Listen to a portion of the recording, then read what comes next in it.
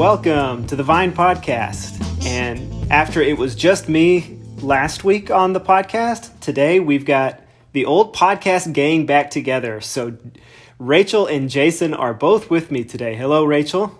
Jambo.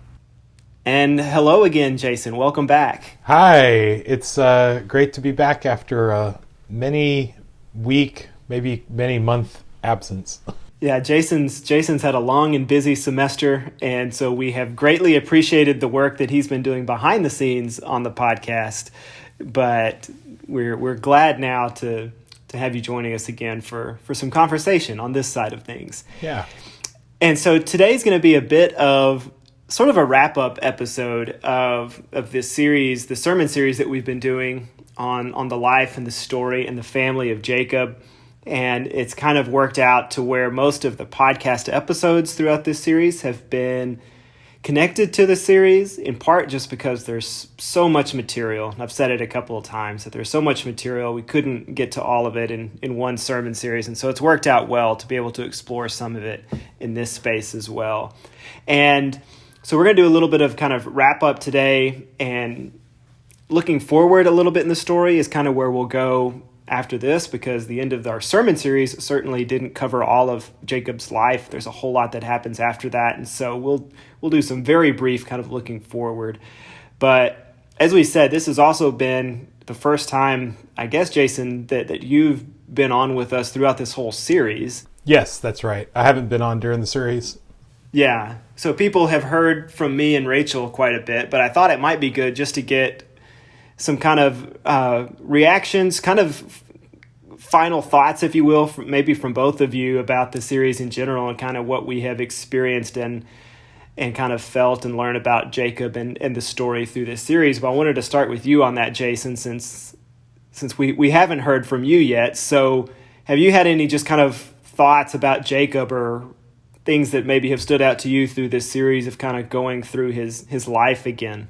I've really appreciated this series because it's definitely brought to life some nuances of Jacob's life and his story that I hadn't really considered before. And so in thinking about, I mean, we've all grown up with the idea, those of us who have been hearing this story our whole lives, kind of grown up with the idea of, Jacob struggles with his brother, and then he has a father-in-law who seems manipulative and sneaky, and then he grows up and becomes the father of many, many children, many sons, and a very cursory knowledge of the story may just leave it at that, and those sons become the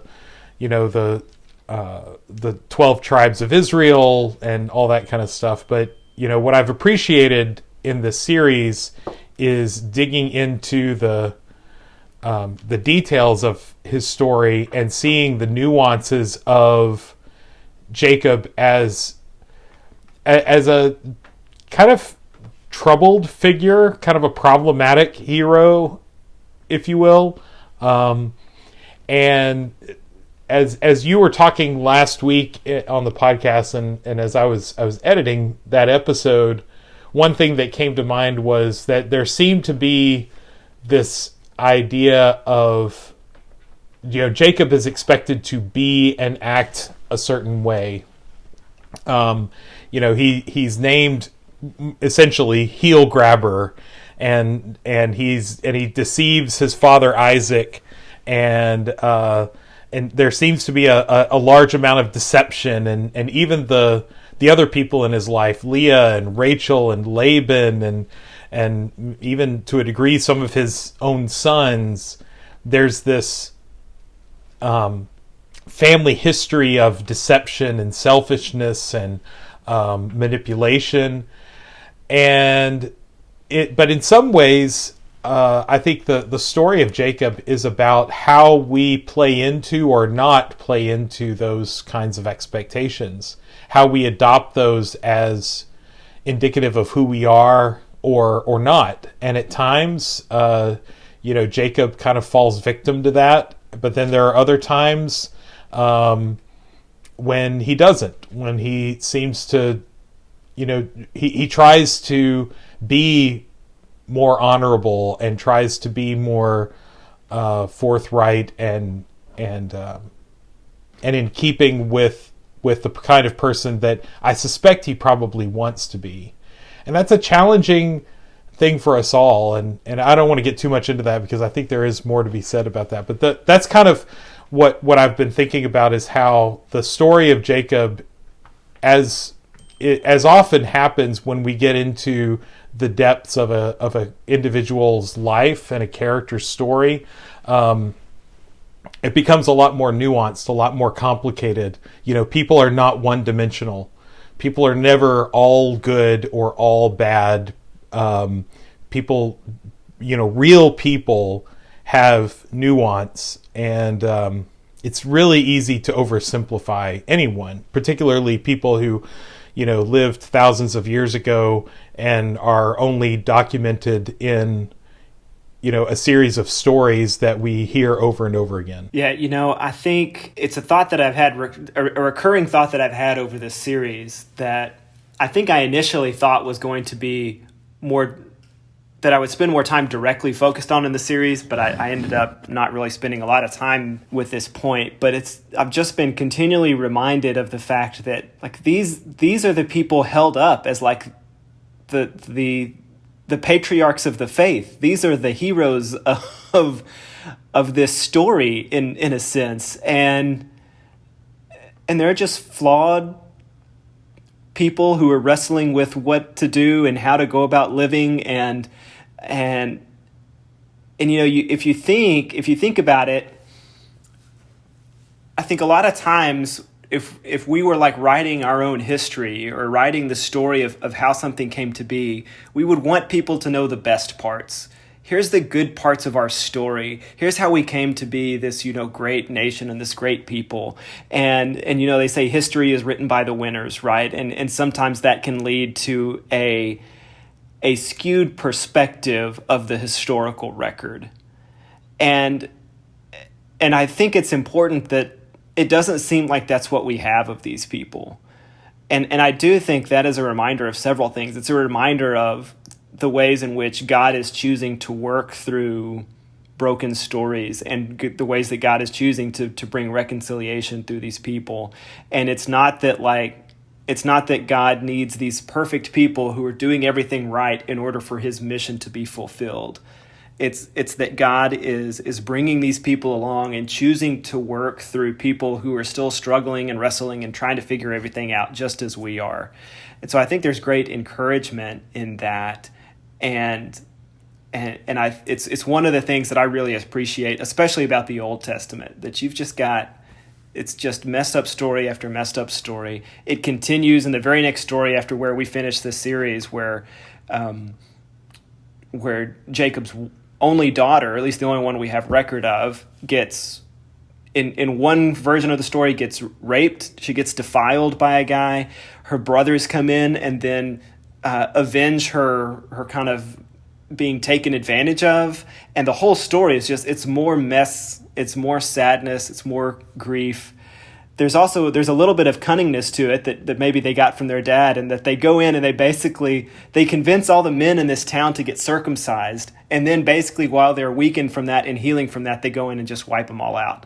So it's kind of interesting and cunning on one hand. But I want to come back to one thing that you mentioned there, Jason, because you mentioned the kind of the podcast episode from last week. And, I had originally just planned on that episode, as I kind of said at the beginning, just kind of being a narrative bridge, because we were going to skip a lot of material between those two sermons. So I was like, well, we at least need to cover this material somewhere. I'll kind of add it in here. And I knew that I kind of needed a hook for it, though.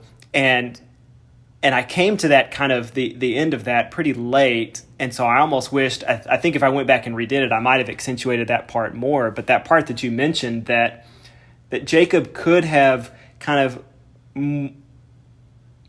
more continually played into this image of being the deceptive person.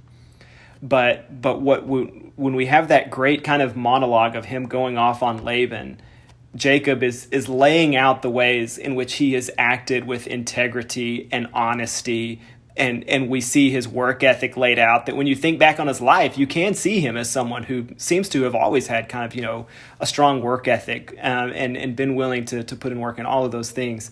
And I almost began to see that conversation as maybe not only just years of pent-up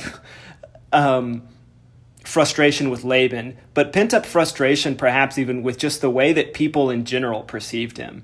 And maybe it's kind of a lifetime of frustration coming out of like, look, I've been trying my hardest. I've been put in difficult situations. I've been wrestling with these things, struggling with these things, but I've been trying to act with integrity. And so I like that idea of the, and you kind of mentioned this. I like the way that you wrote up the description for that episode of kind of how sometimes we're tempted to play down to other people's expectations of us. And so I'm wondering if you could just talk a little more there about the ways in which, like, how do we go about cultivating a healthy self-image of ourselves that doesn't become too negatively impacted by the opinions, the expectations of others, whether those are real or perceived? Well, that's a good question. And it's frankly, like everything in life, it comes down to a balance. Because I do believe that we need to be mindful of how we are perceived by others. Yeah. Because very often there is some truth to be gained from, the outside perspective. I think the challenge, though, is in how we perceive the core of our person. So when I think about me, who am I? Like if I strip away the roles that I have in relation to other people, which are not unimportant. I'm not saying we strip it away because it's not important, but because if I'm getting down to the core of who am I as an individual, not as a father, not as a husband, not as, an employee of my business, not as a homeowner or as a renter or whatever, but as a core individual, who am I? That needs to be something that I can be proud of. That it's not that when I think about that person and that core individual, that I don't see it as someone who is, bad or evil or fatally flawed in a kind of just catastrophic way, but that I see good in myself, which I interpret as the Holy Spirit living within me, that I can acknowledge that God has created me and therefore I am good, even if I don't always act that way, even if I make mistakes and make bad decisions and sometimes act in ways that I'm not proud of, that fundamentally at my core, that I can see myself as a good person with growth areas, as a good person who still has work to do, who makes mistakes, who needs to learn from those mistakes, but is fundamentally a child of God. And a lot of times in situations where we are met with a lot of discouragement, where we're met with a lot of people who don't see us that way or don't treat us that way, it becomes very easy for our idea of ourselves to become not just influenced by those opinions, but to adopt those opinions as our core view of self. Yeah. And in doing so, we tend to see, well, other people don't have a high expectation of me, so why should I have an expectation of me? Yeah. Other people, if I have a reputation, a good reputation for being trustworthy, for being honorable, for being respectable, then that might incline me when I might be tempted to not act that way. That might incline me, well, I don't want to damage my reputation. I don't want to be seen as this or as that. Well, if I already feel like I have a bad reputation, if I already feel like people already see me as disreputable or as dishonest or as whatever the case may be, well, that incentive doesn't apply anymore. And so it's very easy to say, what's the use? Nobody's going to see me any other way anyway. I'm going to be the loser, the disrespectful person. I'm going to be the distrustful person no matter what I do. Even if I do the right thing, people aren't going to see me that way. It's really easy to get discouraged if we keep hearing that message, and very often that's what happens. I'm sure all of us can think of people who consistently make bad choices or engage in behavior or activities that are really not good for them to do. But sometimes part of that is, they don't really have an expectation, or they don't think anyone else has an expectation that they'll do anything different. And so I call that kind of living down, not living up, but living down to expectations. And what we see in Jacob is sometimes he fights against that. Like in the story you were talking about in the podcast last week with Laban, is there was this expectation that he would be deceptive, but he was trying to be honest. And he wasn't always seen that way, but he at least was trying to do the right thing. And I think that's something we all have to fight against at various points in our life. Of, well, other people don't see me in the way that I would like to be seen, so what's the point? I'm just going to give up. And I think that's first of all, I think that's kind of dismissing the fact that God doesn't necessarily see us that way. That what really matters most is how God sees us and how we see ourselves. Again, it's not to say that how other people see us isn't important. It really is. But it shouldn't be with that. Yeah, it's what we do with that, and it's how we are discerning about that. Mm-hmm. How discerning are we about other people's opinion of us? And I do think that there does have to be some discernment around what is valuable feedback for me to get from other people, and what feedback might be tainted or not as useful as others. So like, I'm going to take the feedback I get from the people like my wife, my kids, my boss, my friends.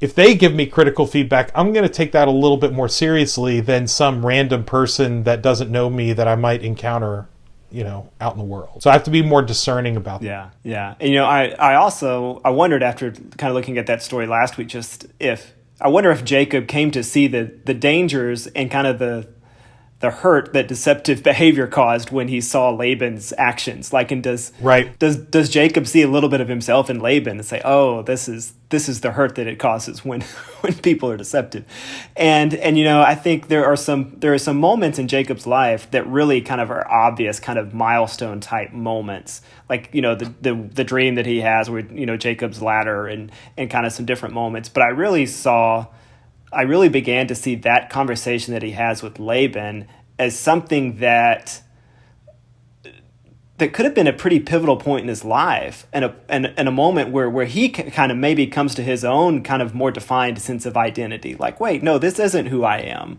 This may have been some of my behavior at certain points in life, but it's not my character. My character is not someone who is deceptive. I may have made some bad choices. I may have struggled with always choosing the wise or the right thing to do. But this is who I am. I'm a person of integrity. I'm a person of high character. I'm a person who has acted honestly. And so that comes out.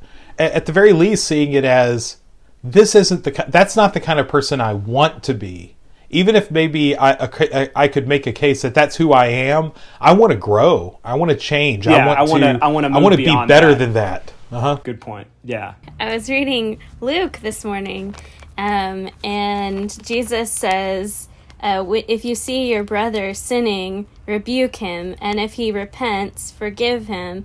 And it just brought back to me what we talked about even in our confession series of, I hope that I have those people in my life that are actually able to call me out and to rebuke me when I'm sinning. And I think that what Jason is talking about is you take to heart the criticism of those people that are also seeking the kingdom of God alongside you.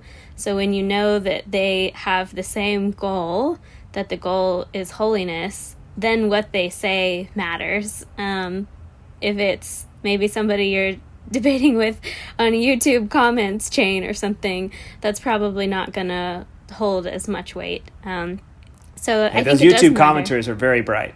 Can't be. It very does matter what people think of us, because of witness and because of what Jacob is called to be.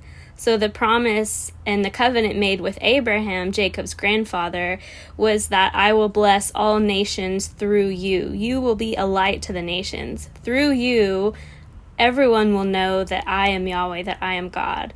And so what happens when Jacob deceives and when his sons deceive, in the story you referenced of Genesis 34, is that when they create this scheme of they get all the men to be circumcised and then they come and attack them and kind of enact their own justice, Jacob's response is, you have made me stink to the Perizzites and the Canaanites. Like, the people around look at me badly now because of what you did. I am a stench to them.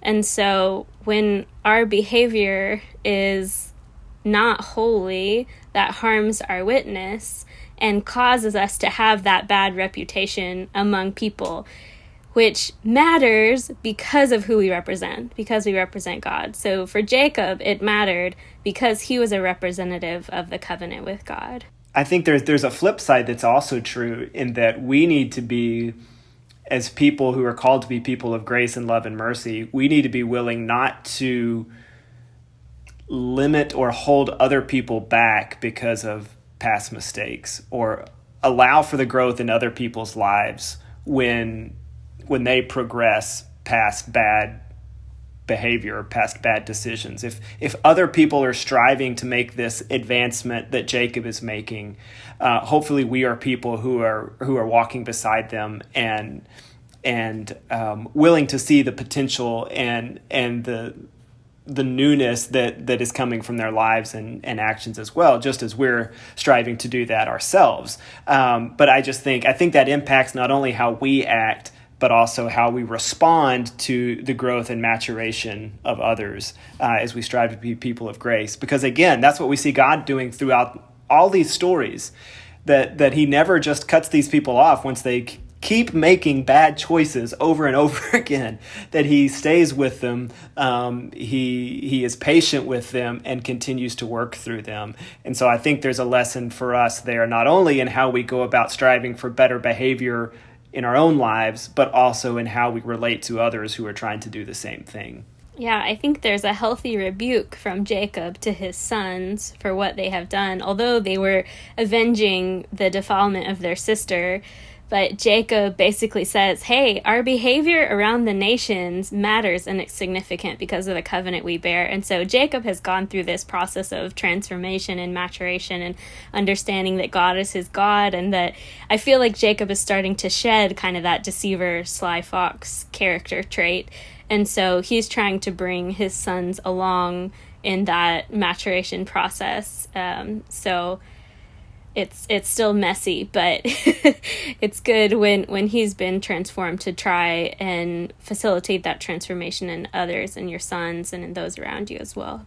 Well, let's move the story forward a little bit. That was looking back a little bit, and like I said, I wanted to kind of get y'all's perspective on that since it was just me last week for one thing. But if we look forward in the story a little bit, as I said, we wrapped up this series kind of with this reunion between Jacob and Esau, but Jacob's story keeps going. We have that account next with the story about Dinah. Then after that, I believe, is when we have Jacob and Esau come back together again to bury their dad. When Isaac dies, they come back together. But they bury Isaac. Then we've got kind of an account of Esau. And then really it sort of shifts in Genesis 37, where Joseph now kind of becomes the main character in the narrative, if you will, which once again, we see family issues repeated, where the whole issue that that is kind of makes everything else, kind of fall in line after Genesis 37 is that Joseph is the favorite son of Jacob, of Israel. And all his brothers know that he's the favorite son. And it's interesting in Genesis 37 that we're told that Joseph is his favorite son because he had been born to him in old age, which is an interesting sort of revisionist history almost to me. I mean, because if you go back and read that, I mean, he's the favorite son because he's Rachel's firstborn. That seems to be really the driving factor there. He's the firstborn of his favorite wife, and so Joseph is the favorite, and that sets off this chain of reactions then, where his brothers are jealous, they want to kill him, they eventually sell him off into slavery, he ends up in Egypt, ends up in jail in Egypt, ends up second in command to Pharaoh, ends up saving all his family by bringing them to Egypt in time of famine. But then, of course, that just sets off this chain of events where after all those people are dead, the new Pharaoh, who didn't know Joseph, says, well, what do we have all these people here for? They're going to, rise up and overtake us. So then he is the one who ends up enslaving all these people, which is how the Israelites end up enslaved in Egypt. And so again, it's this chain reaction that on one hand starts with Joseph being the favorite, but if you extend it back beyond that, the dominoes just keep going back into all this story that we've been looking at, where it's Rachel who's the favorite, and Jacob was the favorite of his mom and not his dad, and you can keep going back and back. So we've got this issue of favoritism that keeps coming up that impacts the rest of their story going forward in pretty dramatic ways. But then even beyond that, we have the stories of these 12 sons of Jacob, these 12 sons of Israel, becoming the 12 tribes of Israel. And so we kind of ended there a little bit in the sermon that Rachel and I did together. But Rachel, I wonder if you can kind of take us from there a little bit, and just what do we see in these 12 tribes going forward, and what impact do you think that has on the story and kind of leading us up to the coming of Christ? Yeah. For some people who heard the sermon that we did together and then you ended it with, and these become the 12 tribes of Israel, some people's reaction was, oh, twist. So I heard some people talking about that afterwards. And it is kind of interesting because I think that we don't always make that connection. So the sons we have are Reuben, Simeon, Levi, Judah, Issachar. And then it jumps from Leah to her concubine. So that's Dan and Naphtali. And then that goes to Rachel's servant, Gad and Asher. And then you have Issachar, Zebulun, and then it concludes with Joseph and Benjamin. So those are the children of Rachel. So the children that actually become the 12 tribes from Joseph are actually Joseph's sons. So that's Manasseh and Ephraim. So there's still significance in their names in those stories too. So Joseph becomes Israel. So I think that that's actually an important point to make, is that we've been calling him Joseph all along, which Jacob? means deceive. Sorry, yeah, thank you. Too many Jacob. J names today. Jason, yeah. Joseph, Jacob. Yeah, Jacob has been called deceiver all along, or heel grabber. And God changes his name. And I think that that's really significant to the 12 tribes becoming who they are, because after this kind of wrestling with the angel, God says that you will no longer be called Jacob. Your name is now Israel, which means striven with God, or striving with God, struggling with God. And that's basically the theme of these 12 tribes. So in Genesis 35, there's actually kind of a beautiful concluding story for Jacob, I feel like. And this is where God speaks to Jacob and he tells him, "Arise, go up to Bethel and dwell there, make an altar there to the God who appeared to you when you fled from your brother Esau." And so Jacob obeys and he puts away all the foreign gods that he had, which is like, hey, why did you have those? You shouldn't have been having those, but he did. And so he obeys and makes an altar to God. And he says that God is the one who answered him in the day of his distress and has been with him wherever he has gone. So I think that those words are really significant because of the covenant Jacob made with God after having that dream. He says, if you will be with me, if you will protect me, bring me back to my father's house, all of that, then you will be my God. And so I feel like this is this resolution moment where Jacob acknowledges, yes, you are my God. You did fulfill your word. You were faithful on what you said you would do, and so you've become my God. So he does set up this altar, and then, so this is Genesis 35. God appears to Jacob in verse 9 and blesses him, and God said to him, your name is Jacob. No longer shall your name be called Jacob, but Israel shall be your name. So he called his name Israel, and God said to him, I am God Almighty. Be fruitful and multiply. A nation and a company of nations shall come from you, and kings shall come from your own body. The land that I gave to Abraham and Isaac I will give to you, and I will give the land to your offspring after you. Then God went up from him in the place where he had spoken with him, and Jacob set up a pillar in the place where he had spoken with him, a pillar of stone. So Jacob builds an altar to the Lord. So it's basically this cementing of the covenant. This conditional covenant he had made with God before now becomes solidified of, yes, you are my God. I know that you are God Almighty, and my name is strives with God. And that name basically summarizes everything that happens with the 12 tribes from there on. It's this struggle to put away idols, to obey God, to follow his law, and to actually be the people of God and live up to the covenant they had made, and to be this light to the nation. So I feel like that chapter and those words pretty much summarize what's going to happen coming up. They're going to struggle with God. They will receive his law. They will even have wars with each other, like even amongst their own tribes, even amongst their brothers, they're going to fight with each other. But God is faithful to the promise where he says, kings shall come from your own body. So the line of King David actually comes from Judah, the son of Jacob, one of the sons of Jacob. And even Jesus comes from that line, the ultimate king, the King of Kings. So I think this is a really cool kind of concluding and turning point for the story of Jacob and what becomes of his family after him. You know, just a little side note about the sons of Jacob. I, to this day, cannot hear somebody read out the list of Jacob's sons without singing the song in my head from the musical Joseph and the Amazing Technicolor Dreamcoat. Could you give us a little? Really? It's like, it's just, you know, it's kind of like when you sing the books of the Bible in your head. It's just, there's a tune that goes to it. I don't know that one. No? You don't know that? It either. Oh, wow. I think we've touched on this before, that I've never seen that musical, Jason. Yeah, so. I haven't It's okay. It's not one of the best, but it's fun. It's if it's not a Disney it's musical, fun. I probably haven't seen it. If it doesn't have a princess in it that lost her parents at a young age, I'm not familiar with the story. I won't sing it, but it does go, Reuben was the eldest of the children of Israel, with Simeon and Levi the next in line, Naphtali and Issachar and Asher and Dan, Zebulun and Gad brings the total to 9, Jacob and sons, Benjamin and Judah, which leaves only one, Jacob and sons, Joseph, Jacob's favorite son. Did they say anything about Manasseh and Ephraim? Because nope, those are tribes they never. too. They never come up.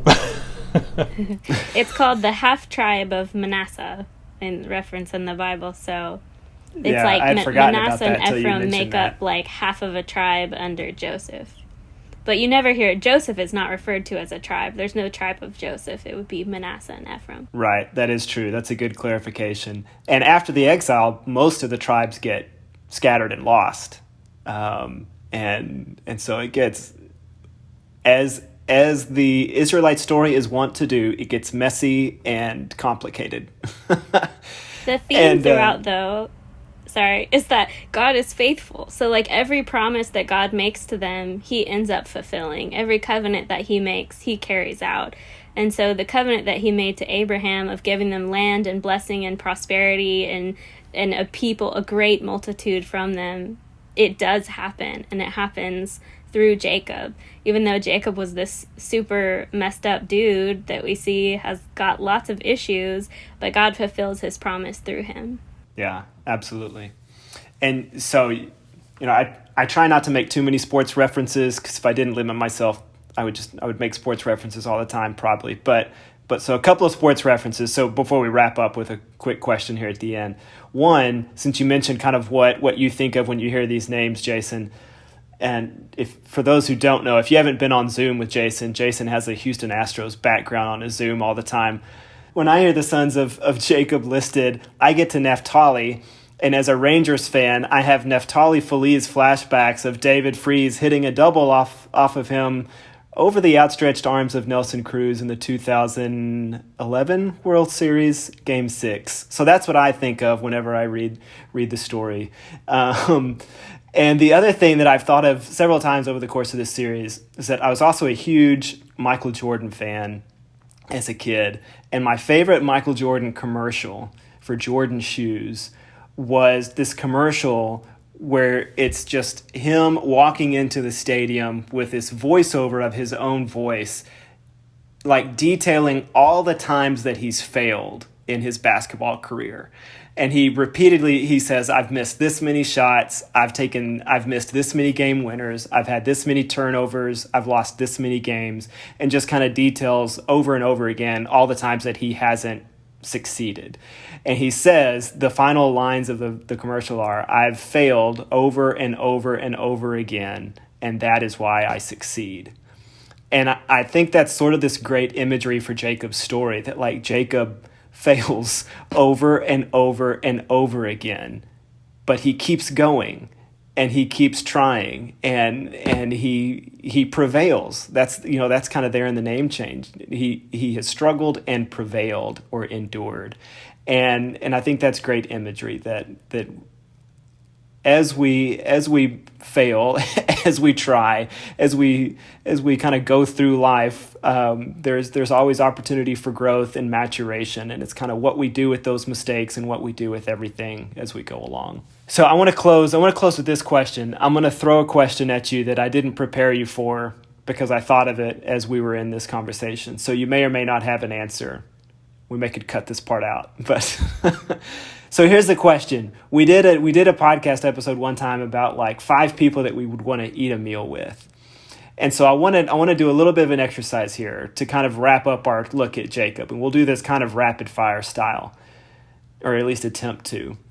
If you could sit down with Jacob, like you've got an opportunity to sit down with Jacob, you're going to share a meal or Zoom conversation or whatever. Is there a topic or is there some part of Jacob's life that you would most like to ask him about or talk about? Or is there a question that you would most like to ask Jacob? I would ask him, at what point in your journey did you really believe that God, the God of your fathers, was your God? At what point did that actually happen? Because we see him struggling with it, and then we see him acknowledging it, but I want to know, is there an event or like what occurred in him for him to actually say, yes, you are my God and I will represent you to the nation? That's Warren, that's a challenging question. I always feel like if I have a chance to ask someone, that I've heard of and know something about, one question, I always feel like that's such a daunting thing to try to figure out. It is. The whole episode with Jacob wrestling with the angel has always been so fascinating to me and mysterious, and what did that feel like, and was it, obviously if you're wrestling in the way that it's described in the Bible, it doesn't feel like necessarily a pleasant experience, but I have to think that it's more than just seeing a couple of dudes duke it out in a ring, that there's something else to it. So what was he experiencing? What was he, I have this image of Jacob as much wrestling with himself as with the angel, and I would want to I'd probably want to ask him about that experience to kind of reflect on what actually was he thinking in that moment or at that time, and after some period of reflection, how does he view that point of his life, both in isolation but also within the broader context of his life up to then. So I would probably want to ask him about that episode and just what was that experience for him? Yeah. I don't know that that's the best question to ask, but that's definitely the first thing that comes to my mind. I feel like that addresses one of the most mysterious events, if not the most mysterious event in the life of Jacob. So yeah, I'm down with that question. I mean, that is entirely the reason why I want to know it, because it's so mysterious. That is the reason why. Yeah. I agree. And I think, as I was kind of thinking about it, I thought that could be kind of, not that that's deeper than an icebreaker question, but I think it's the thing that I would most want to know from him for sure. So I think I would start there. And then if there was time, I do think I would want to ask him just about his names. And because, it's one thing, I think it's one of the things where it's difficult to look back sometimes, because we can make guesses and we can kind of theorize, but obviously we weren't there and we don't have full, immersion in the culture. And so I would love to know, like, every time someone said his name growing up, did he hear that as, the deceiver? Is that what he heard? And what struggles did that produce? And just how difficult was that for him to kind of not see himself as someone who is, defined by deception based on others' perception of him? Or perhaps do we kind of overplay that a little bit based on our understanding of language and culture looking back?